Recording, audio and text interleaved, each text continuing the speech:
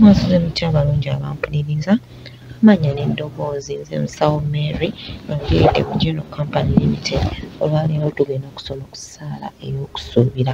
Omuntu osuubira ki?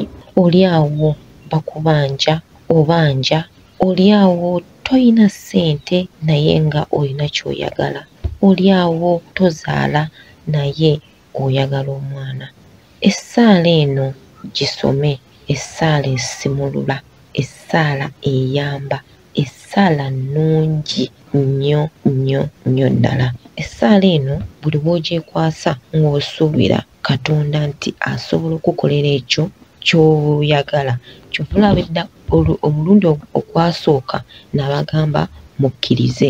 Buli bw'okkiriza ogatteko okusuubira owangula bingi.